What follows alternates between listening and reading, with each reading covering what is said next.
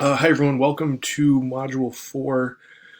Module 4, believe it or not, is the last module of the semester. It's also sort of the longest module of the semester. So Module 4 is actually about 5 weeks in length.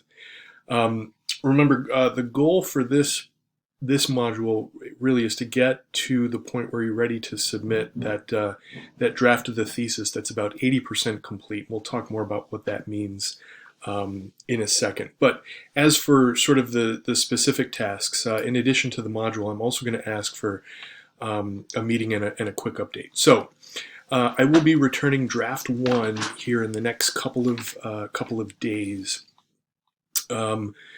After you've had a chance to take a look through my feedback, shoot me a quick email with what you're working on and how things are going.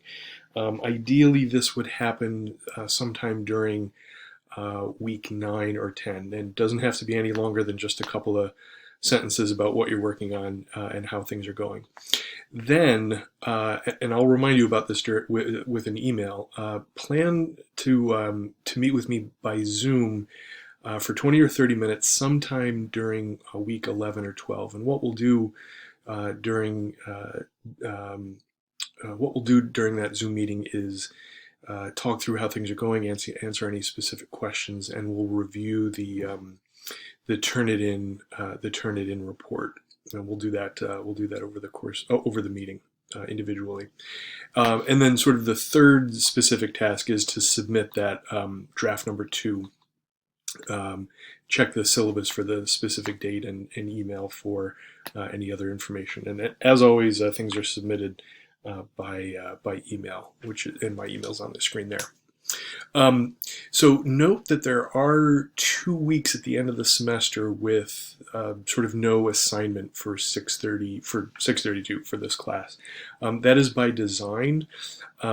That lets you continue to make progress on the thesis if you want to, without sort of having to turn it in. Also lets us have meetings if we need to, but it also, to be fair, gives you a chance to sort of work on other classes at the end of the semester. So you can sort of put this one, aside and finish up your other classes.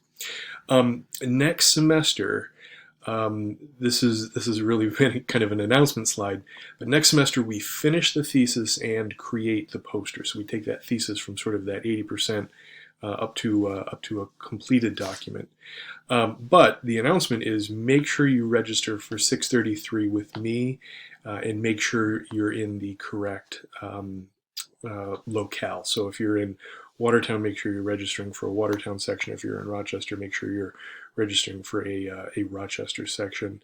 If you have any questions, because I may be listed for more than one section, let me know and I can tell you. Make sure you get registered for the right one. Okay. Well, so what does this 80% business mean? Well, sort of at the two extreme ends, it could be that you've got something drafted in every section of the thesis, and then you spend sort of next semester kind of editing, revising, polishing. That's sort of one end of the continuum.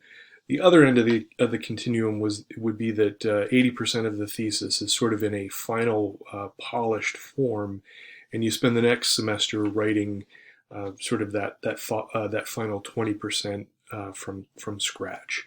In most cases, 80% done with the thesis probably falls somewhere in the middle of these two options. So you've got something written in just about every section, and a good chunk of it is sort of in that final final polished versions. Remember, next semester we do have the poster to work on, and that does take up some time. So we don't have sort of an abundance of time. We have to, at least where 633 is concerned, we have to sort of divide our time between the poster and the thesis document. Now, a good chunk of what you're going to be doing this semester, during this module, and then certainly during the spring semester, is editing, proofing, and revising. It is next to impossible to write something with that's clear and sort of perfectly written the first time and do it perfectly. There are it's the topics that we're dealing with are just too complex and too challenging. It's just extraordinarily difficult to do. So, editing, proofreading, revising, rewriting, all of those things are sort of part and parcel of what we do during in this class. So the single best way to edit and proofread your paper is to read it aloud. Lock yourself in a closet or go somewhere where you can isolate yourself and sort of close the door, but read it aloud, and read it read it sort of slowly and deliberately, not not just sort of saying the words as quickly as you can. What that does is it sort of forces you to slow down, and it sort of forces your words to take sort of a natural cadence and tone and things like that. And what that does is it makes mistakes really easy to recognize.